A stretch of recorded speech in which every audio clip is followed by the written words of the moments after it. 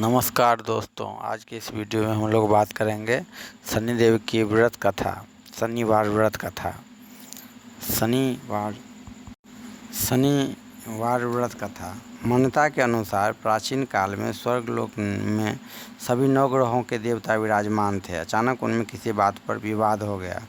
विवाद की वजह थी कि सबसे बड़ा और महान कौन है। सारे नौ ग्रह सूर्य, चंद्रमा, मंगल, बुध, बृहस्पति, शुक्र, शनि, राहु और केतु अपने अपने प्रभाव को स्थापित करने के लिए लड़ने लगे। विवाद सुलझने के बजाय और उलझता चला गया तो सभी देवता स्वर्गलोक के राजा इंद्रदेव के पास गए। इंद्रदेव ने सारा विवाद सुनने के बाद कहा, हे नवग्रहों, आप सभी बहुत ही पुरुषार्थी और पराक्रमी देव हो। आप लोगों में सर्वश्रेष्ठ देव चुनना मेरे लिए संभव नहीं होगा, लेकिन पृथ्वी लोक पर एक राजा हैं जो यह कार्य करने में समर्थ हैं। उस यशस्वी राजा का नाम राजा विक्रमादित्य है। मैं आप सबको उन्हीं के पास ले चलता हूँ और वो ज़रूर इस विवाद का हल निकालेंगे। सभी देवता देवराज इंद्र की अगुवाई में राजा विक्रमादित्य के पास पहुँचे। सारा विवाद सुनकर विक्रमादित्य चिंता में पड़ गए कि किस देवता को बड़ा बताया जाए और किसे छोटा। जिसे भी देवता को वो सबसे छोटा बताएंगे उसके क्रोध का कहर उन्हें झेलना पड़ेगा। बहुत सोचने के बाद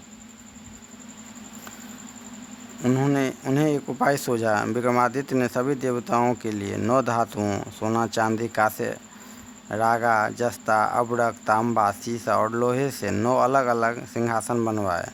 राजा विक्रमादित्य ने सभी सिंहासनों को अपने धातु गुण के अनुसार क्रमानुसार रखा और सभी देवताओं से अनुरोध किया कि सभी अपने अपने पसंद के सिंहासन पर विराजें।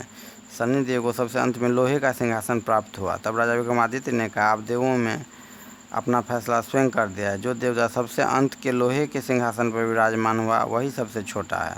राजा विक्रमादित्य के निर्णय से शनिदेव बहुत क्रोधित हो गए और आवेश में आकर राजा से बोले, हे राजन, सभी देवताओं में सबसे छोटा बताकर तुमने मेरा घोर अपमान किया है।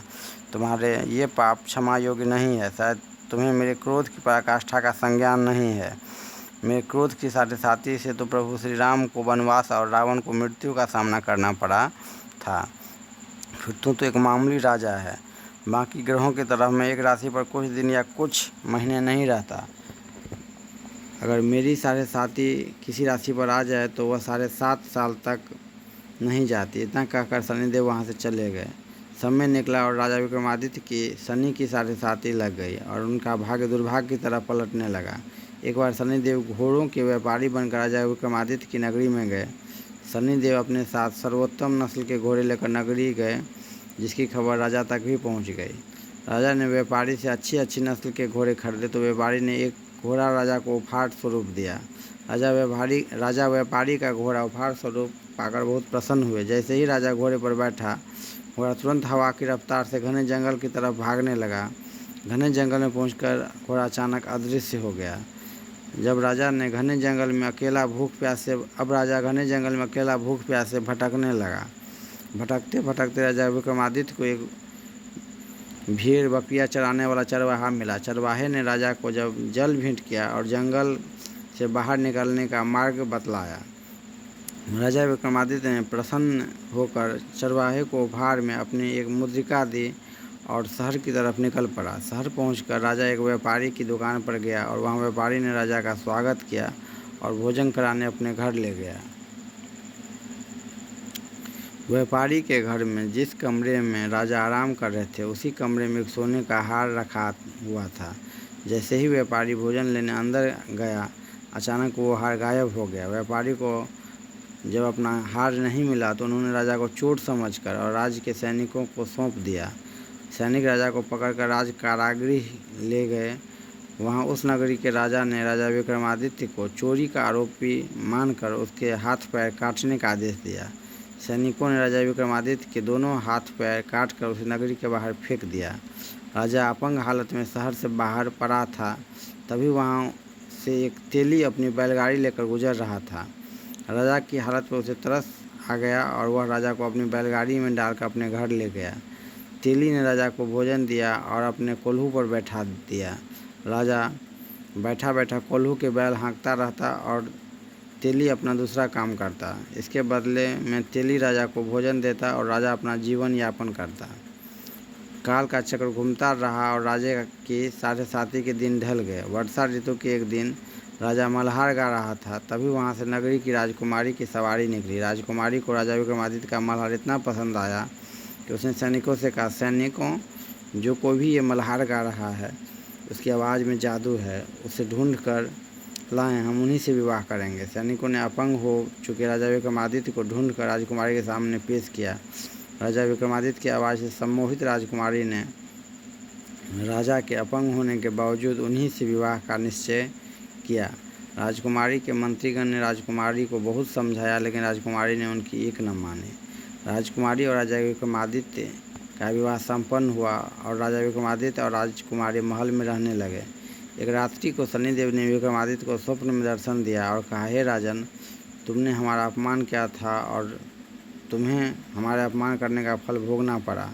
अब तो तुम्हें समझ में आ गया होगा कि शनि की साढ़े साथी लगने पर क्या दशा होती है। राजा ने शनिदेव को प्रणाम किया, उनसे माफ़ी मांगी। राजा ने शनिदेव से विनती की, हे देव, उन्हें जो सज़ा मिली है ऐसी सज़ा आज के बाद किसी को मत देना। उन्हें जो विपत्तियां झेलनी पड़ी है वो किसी को न झेलनी पड़े। शनिदेव ने राजा की प्रार्थना स्वीकार कर ली और कहा, हे राजन, आज के बाद जो भी भक्त शनिवार का व्रत पूरी सेवा भाव और निष्ठा से शनिवार व्रत कथा विधि से करेगा, मैं उस पर मेहरबान रहूँगा और उसके सारे कष्ट हर लूँगा। इतना कहकर शनिदेव अंतर्ध्यान हो गए। सुबह जब राजा विक्रमादित्य उठे तो उन्हें अपनी आंखों पर विश्वास नहीं हुआ। शनिदेव ने उन्हें अपने उनके हाथ पैर वापस कर दिए थे। राजकुमारी की भी खुशी का ठिकाना नहीं रहा। राजा विक्रमादित्य ने राजकुमारी को अपनी सारी कहानी बताई कि कैसे शनि की साढ़े साथी से वो एक पराक्रमी राजा से एक अपंग बन गए। उसके बाद राजा और राजकुमारी ने हमेशा शनिदेव के लिए शनिवार का व्रत सुनने का प्रण किया। सारे नगर में यह बात फैल गई कि तेली के घर जो अपंग व्यक्ति था वो राजा विक्रमादित्य थे। इस बात का पता उस व्यापारी को भी लगा जिसने राजा को चोर मानकर सैनिकों से गिरफ्तार करवाया था। व्यापारी तुरंत राजा विक्रमादित्य के पास गया और अपने किए के लिए माफ़ी मांगी। विक्रमादित्य ने उसे माफ़ कर दिया। व्यापारी का अनुरोध करने पर विक्रमादित्य पुनः उसके घर भोजन पर गए। व्यापारी से तरह तरह के व्यंजन बनाकर विक्रमादित्य का खूब आदर सत्कार किया, जिससे उसके पाप का प्रायश्चित हो सके। जब राजा भोजन कर रहे थे तब फिर चमत्कार हुआ और व्यापारी का जो हार गायब हुआ था वो अचानक प्रकट हो गया। यह चमत्कार देखकर सबने शनिदेव की महिमा मानी और उन्हें प्रणाम किया। विक्रमादित्य पुनः अपनी नगरी लौटे तो उनकी प्रजा बहुत खुश थी। राजा विक्रमादित्य ने घोषणा करवाई कि उन्होंने शनिदेव को देवताओं में सबसे छोटा बताया था, लेकिन अब उन्हें ज्ञान हो गया कि शनिदेव ही सबसे बड़े देव हैं, वही देवों के देव हैं। इसलिए पूरी प्रजा को शनिवार का व्रत रखकर सुननी चाहिए, शनिवार व्रत कथा सुननी चाहिए। उसके बाद राजा विक्रमादित्य और उनकी प्रजा नियमित रूप से हर शनिवार शनिदेव का व्रत रखती और शनिदेव की कथा सुनती। शनिदेव राजा और उनकी प्रजा से बहुत प्रसन्न हुए और हमेशा उन पर अपनी कृपा दृष्टि बनाए रखी। धन्यवाद।